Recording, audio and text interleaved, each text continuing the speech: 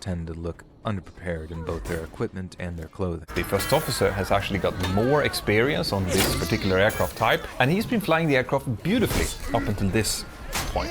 I just love seeing these kind of discussions because it shows me that, and pitch, that the first officer needs to keep for each configuration change, which is exactly how you should be dealing with a situation like this.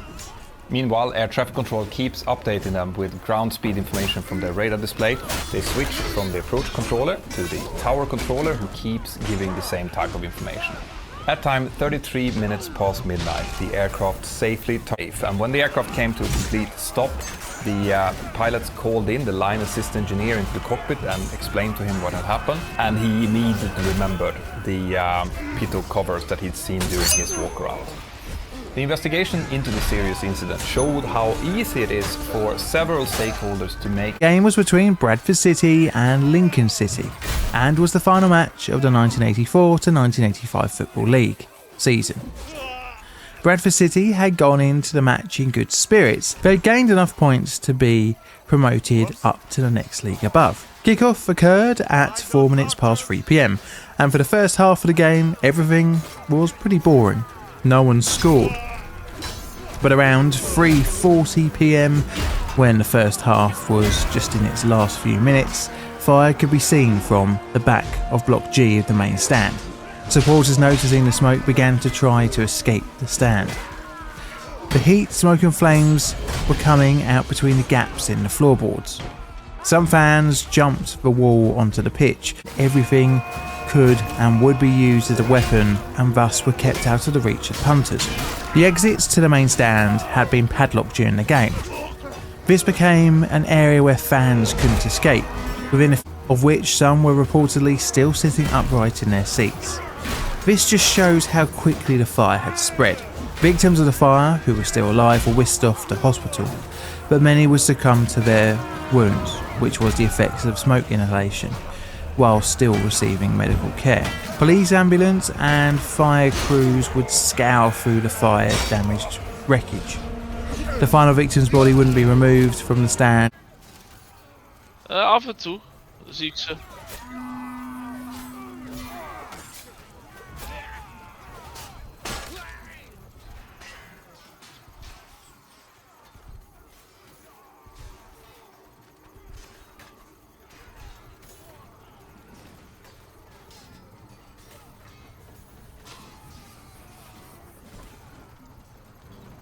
Klopt.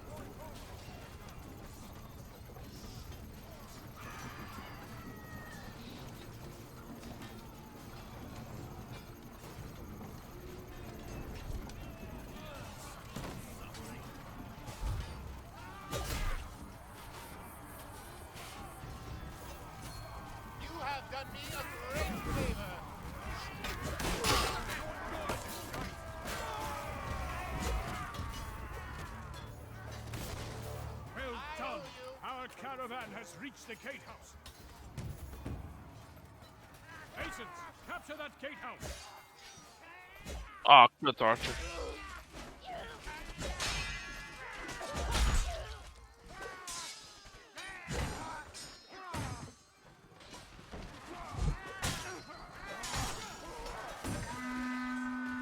Be on guard, they're coming.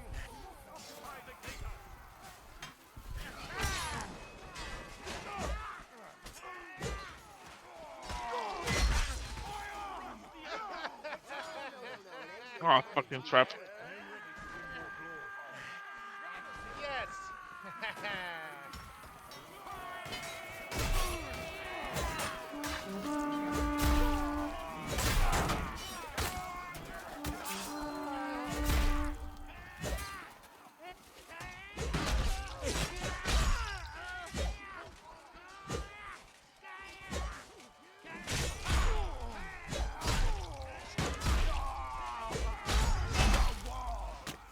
I just had no idea how bad a condition it actually was.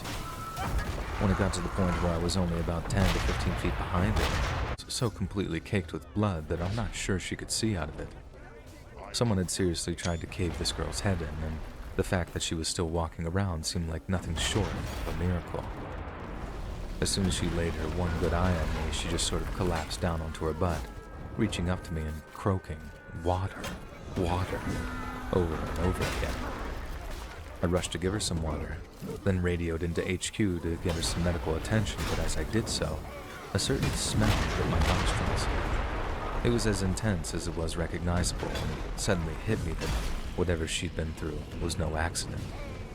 She wasn't soaked with sweat.